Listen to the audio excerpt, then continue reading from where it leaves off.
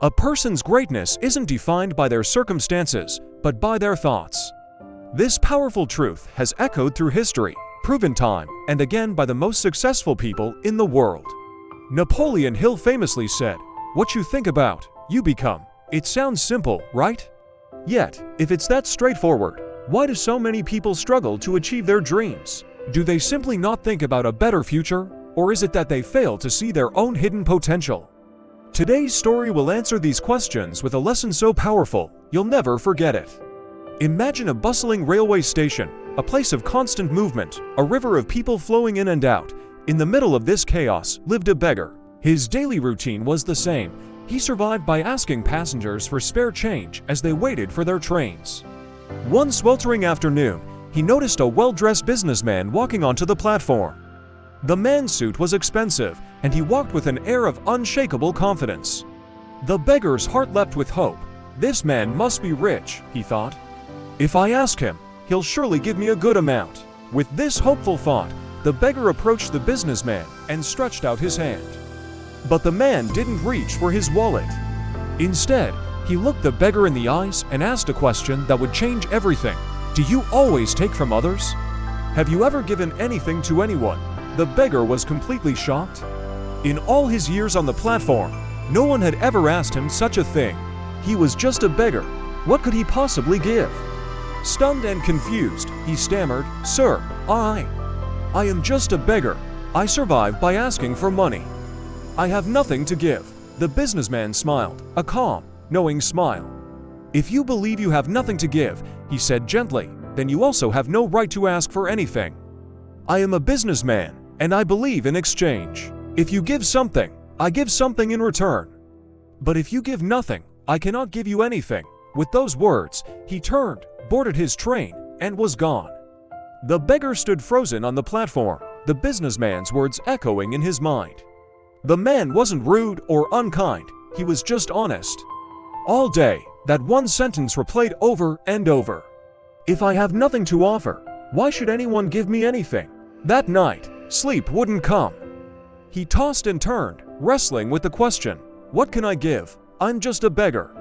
I have nothing. But one thought cut through the noise, a thought planted by the businessman. If you want to receive, you must first give. For 2 full days, the beggar didn't ask a single person for money. He was consumed by this new idea. On the 3rd day, as he sat near the tracks, his eyes fell upon something he'd never really noticed before, a patch of wild flowers growing nearby. They were vibrant, beautiful, and full of life. And in that instant, an idea sparked in his mind like a flash of lightning. What if, he thought, instead of only taking, I offer something in return? What if I give people a flower when they give me money? He carefully picked a small bouquet and returned to his usual spot on the platform. But this time, he wasn't just begging. Now, when someone dropped a coin into his cup, he smiled warmly and handed them a flower. The reaction was immediate and completely unexpected. People smiled back, some even stopped to thank him. And something else happened. People started giving him more money than before. As the days turned into weeks, he noticed a clear pattern. On days when he had flowers to give, people were generous, his cup would fill quickly. But on days when he ran out of flowers, the donations dwindled. It was then he truly understood, people don't just want to give out of pity. They appreciate receiving something, no matter how small, in return. He wasn't just a beggar anymore. He was providing a moment of beauty in their busy day. One day, he saw a familiar face on the train. It was the businessman. Filled with a newfound excitement, the beggar rushed over to him. "Sir," he said, his voice brimming with pride. "Today, I have something to give. If you give me money, I will give you a flower in return." The businessman's eyes lit up with a smile of recognition. He handed the man a generous amount of money and graciously accepted the flower. "You have understood," the businessman said, his voice full of respect. "You've understood the value of exchange. Today, you are no longer a beggar. You are a businessman." Those words landed with the force of a revelation. The beggar stood there, thinking, Am I really a businessman? He realized the truth in that moment. People weren't giving him money out of pity anymore. They were paying for the flowers, for the small moment of joy he was offering. He was providing value. That very day, he made the boldest decision of his life. He walked away from the railway station and never returned as a beggar. 6 months later, at that same station, two well-dressed men crossed paths on the platform. One of them looked closely at the other, a flicker of recognition in his eyes. "Excuse me," he said, "but do I know you?" The other man smiled warmly. "Yes," he replied. "We have met here before, twice." The first man's eyes widened in astonishment. You were the beggar. "The one who sold me flowers," the former beggar laughed, a rich, confident sound. "Yes, that was me. But today, I run a successful flower business, and I'm traveling to expand it to other cities." The businessman was amazed. What changed? How did this happen?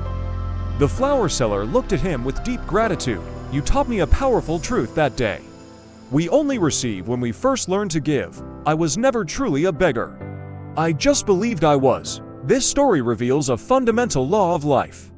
Your reality is shaped not by your circumstances, but by how you see yourself. If you believe you are small, you will remain small. If you believe you have nothing to offer, the world will agree with you. But the moment you start to recognize your own value, the moment you decide to give, the entire world shifts to respond to that new belief. You are not defined by your past or your present situation. You are defined by your thoughts. So, I ask you the same question the businessman asked the beggar. What do you have to give? It doesn't have to be something grand. It can be a skill, a kind word, your time, or even just a smile. Find that thing and start giving. Change your thoughts, change how you see yourself, and watch how your future transforms with it. Thank you for watching. If this story resonated with you, please like, share, and subscribe for more content that can help you change your life.